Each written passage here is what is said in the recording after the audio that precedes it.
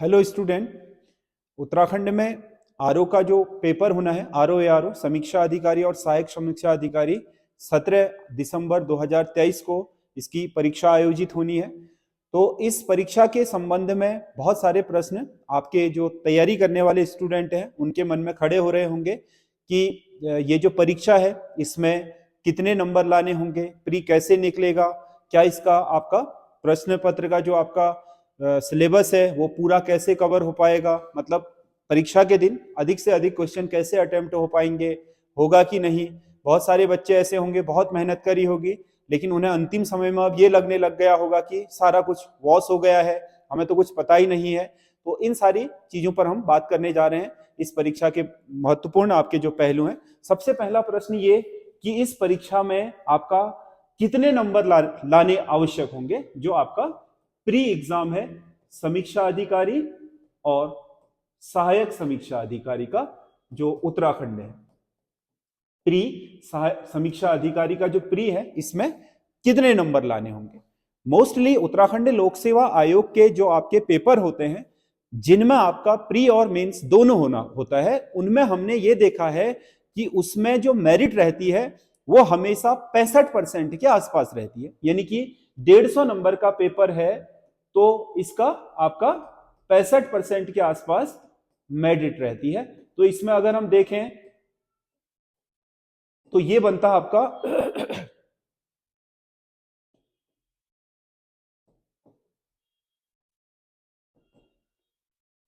लगभग आपका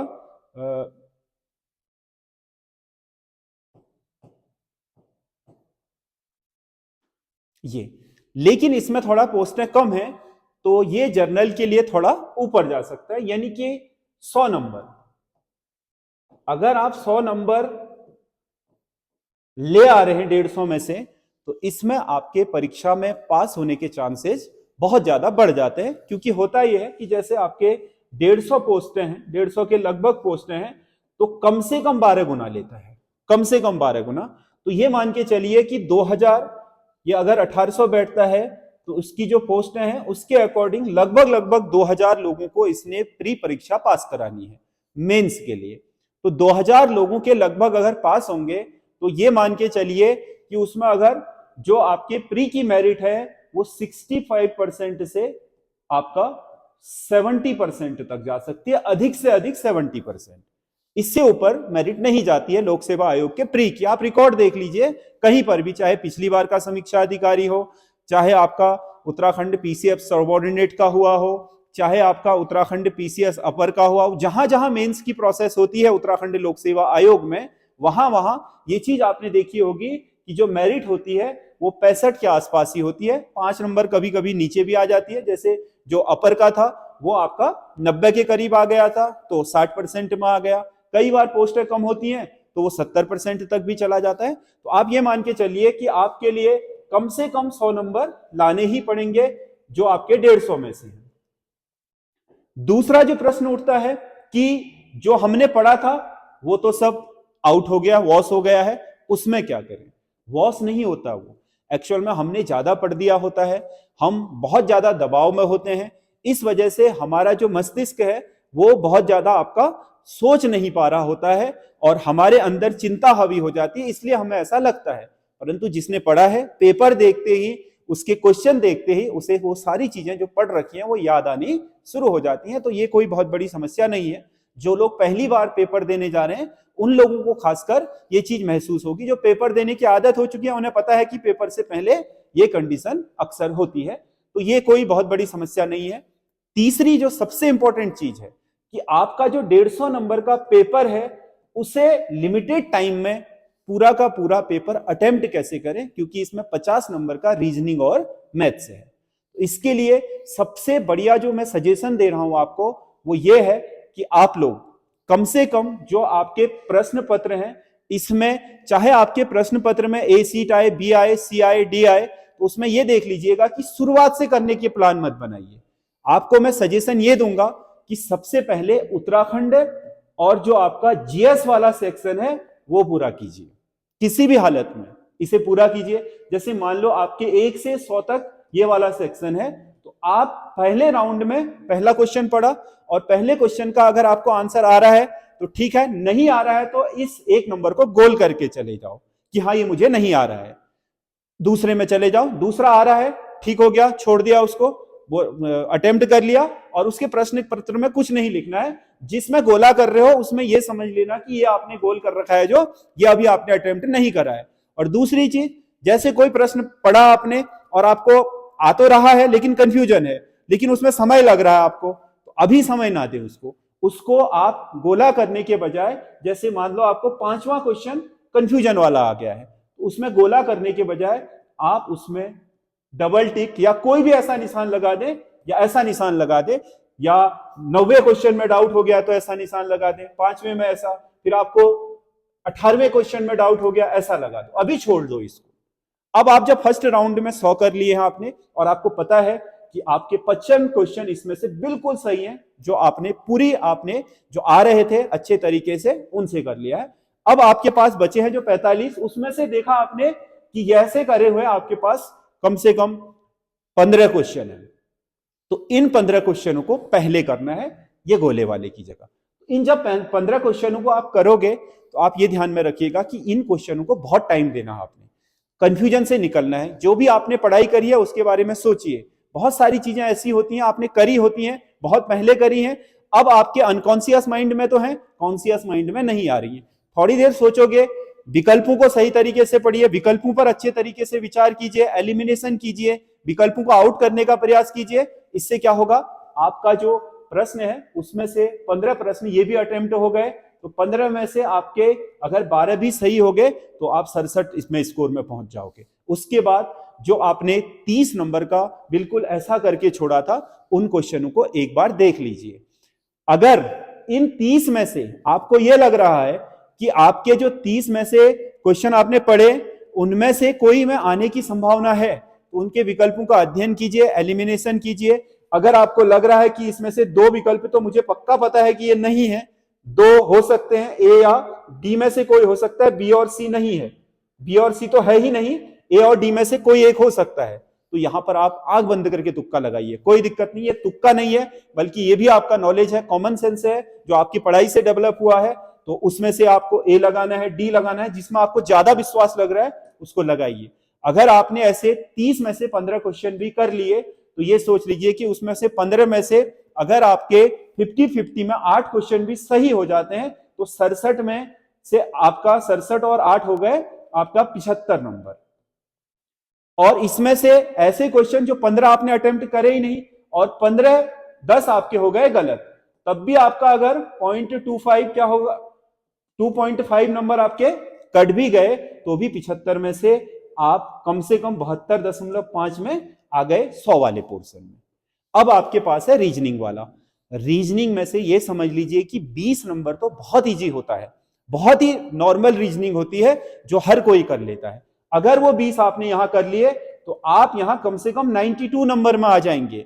अगले 30 में से अगर आप 15 भी 50% भी सही अटेम्प्ट करके आ गए तो 105 नंबर आ जाते हैं, और 105 नंबर में पूरी संभावना है कि आपका प्री हो जाए। और प्री हो जाएगा तो प्री के मेंस में जुड़ने हैं नहीं, ये क्वालिफाई है। यहां आप 135 ला करके भी पास हो गए और 105 ला करके भी पास ही होने हैं, उससे बहुत अधिक फर्क पड़ना है नहीं। केवल आपको ये परीक्षा क्वालिफाई करनी है, क्योंकि मेंस में बहुत ज्यादा चांस बन जाएंगे। मान लो 2000 लोग हैं, यहां आपके 1.5 लाख लोगों ने अटेम्प्ट करा या 1 लाख लोगों ने अटेम्प्ट करा और निकलने हैं 2000, यानी कि 2% प्रोबेबिलिटी है।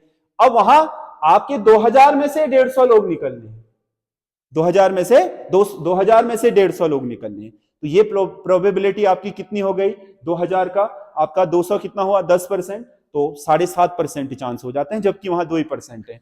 तो यहां पर आपके परसेंटेज होने की बढ़ जाती है। इसीलिए जल्दबाजी ना करें। सबसे इंपॉर्टेंट की प्रश्न छूट गए हैं, ये चीजें नहीं आनी चाहिए, क्योंकि ये तब छूटते हैं जब आप रीजनिंग और मैथ्स में पहले फंस जाएंगे। हटा दीजिए, पहले करना ही नहीं है, चाहे पहले पेपर का पहला ही क्वेश्चन आपका मैथ्स का हो, छोड़ दीजिए। सरल भी है तब भी आप उसको हाथ मत लगाइए, पहले आप जीएस कीजिए, वो टाइम कम लेता है, लास्ट में जाइए उसमें। जब जीएस में अपना ये जो कैलकुलेशन पूरी हो गई है उसके बाद उसमें जाइए। तुक्के लगाने का सही तरीका यह है कि अगर आपने सुना ही नहीं है तो आप तुक्के मत लगाइए, उसको छोड़ दीजिए। कहीं पर नहीं सुना है तो आप उस क्वेश्चन के साथ मत जाइए। अगर आपने सुना है तो जरूर उसमें जाइए, और सुन रखा है, क्वेश्चन कहीं सुना है, पढ़ा है, देखा है, जो भी है, तो उसको अटेम्प्ट करिए। लेकिन अटेम्प्ट करते समय ये ध्यान रखिए कि एक आध कम से कम उसमें से विकल्प में से आपको पता है कि ये नहीं हो सकता, तब भी आप क्वेश्चन के साथ जाइए, क्योंकि उसमें आपका 50-50 की संभावना हो जाती है। और जब आप 50 के रेशियो में होते हैं, 20 अटेम्प्ट करते हैं, 10 सही हो जाते हैं, 10 गलत भी होंगे तो 2.5 कटेगा, 7.5 नंबर का तो आपको फायदा हो जाएगा। अगर आप बिना सुने बिना देखे करेंगे तो वो क्वेश्चन अधिकतर गलत होने की संभावना हो जाएगी कि ये आपने सुना ही नहीं था, कहीं आज तक आपने कभी इस तरह का प्रश्न देखा ही नहीं है, तो उसे हाथ मत लगाइएगा। चाहे आपके पास ऐसे 20 क्वेश्चन क्यों ना हो, छोड़ दीजिए। 100 में से अगर 20 क्वेश्चन भी हैं तो छोड़ दीजिए। 80 क्वेश्चन काफी होते हैं मेरिट में आने के लिए। अगर उसमें से सही 70-72 कर गए और अगले 50 में से अगर आप 30-32 कर गए तो आप आराम से सिलेक्शन ले सकते हैं। बाकी जो मैथ्स और रीजनिंग वाले हैं वो कहीं से भी शुरू कर सकते हैं। जिनकी मैथ्स अच्छी है उनके लिए बहुत दिक्कत नहीं है।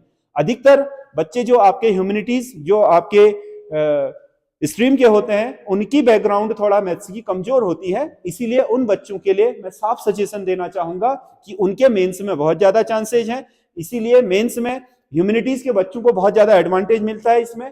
इसीलिए वो बच्चे अपना जो प्री है वो खराब ना करें और इसमें पूरी कॉन्शियसनेस के साथ, पूरी आपके सतर्कता के साथ करें, और जो चालाकी है उसे दिखाएं, चतुरता दिखाएं। पेपर का जो अनुभव है वो मैं आपको बता रहा हूं कि आप क्वेश्चन को ऐसे करें, छोड़ते हुए जाएं, टिक कर लें, अलग अलग टिक बनाएं। जैसे आपने सही जो आपके हो गए हैं उनको छोड़ दीजिए, क्योंकि आपको पता है ये मैंने कर लिया है। जिसको आपने डाउटफुल है उसमें अलग तरह का टिक लगा दीजिए, जो अभी बिल्कुल नहीं आ रहा है उसमें अलग तरह का टिक लगा दीजिए। समय बर्बाद नहीं होता क्वेश्चनों को छांटते समय। नहीं तो ओएमआर सीट में देख के गिनते हो कि ये मैंने कर लिया है, ये नहीं करा है, उसमें समय बहुत बर्बाद होता है। पेपर में ही टिक कर दीजिए क्वेश्चन के आगे कि ये वाला टिक मैंने कर दिया है, या ये वाला जो ब्लैंक है ये मैंने कर दिया है, इसमें सही का निशान लगाया है, यानी कि ये मेरे को हल्का आ रहा, डाउटफुल था, ये अब कर दिया, तो फिर उसके बाद उसमें उसको काट दीजिए। अगला क्वेश्चन अलग, जैसे आपका कोई नहीं आ रहा है तो उसमें अलग तरह का टिक लगाइए। टोटल पेपर में करते हुए ये सारी चीजें हो जाती है, तो टाइम बहुत बचता है इससे। और दूसरी चीज ये है कि पेपर के दिन नर्वस होने की कोई जरूरत नहीं है। जितना भी आप कर सकते हो बढ़िया तरीके से करिए, क्योंकि ये पेपर आपके लिए जिंदगी की आर पार की लड़ाई नहीं है। जितने भी आपने आज तक जो तैयारी करी वो आर पार की थी। अगर इसमें आपका होना है तो आपकी पढ़ाई अगर बहुत बेहतर हुई है तो हो ही जाएगा, नहीं होना है, पढ़ाई थोड़ा रह गई है तो नहीं होगा।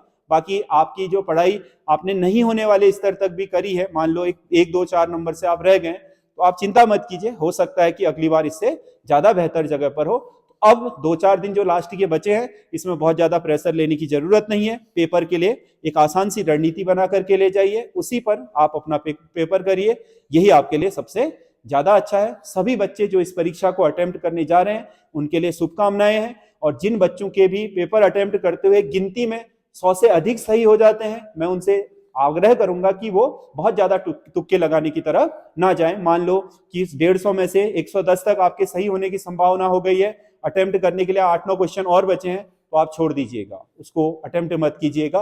वो जो सुने नहीं आपने उनमें जबरदस्ती का तुक्का लगाएंगे तो हो सकता है कि 1-1, 2-2 नंबर आपके कटते कटते आप मेरिट से बाहर हो जाएं। ऐसी गलती मत कीजिएगा, क्योंकि अवसर बहुत आपका सीमित मिलते हैं अच्छे जगहों पर जाने के लिए। ये बहुत अच्छे पोस्ट है समीक्षा अधिकारी की, सहायक समीक्षा अधिकारी की, तो इसके लिए आपके प्रयास बेहतर होने चाहिए। यही आपके लिए शुभकामनाएं हैं।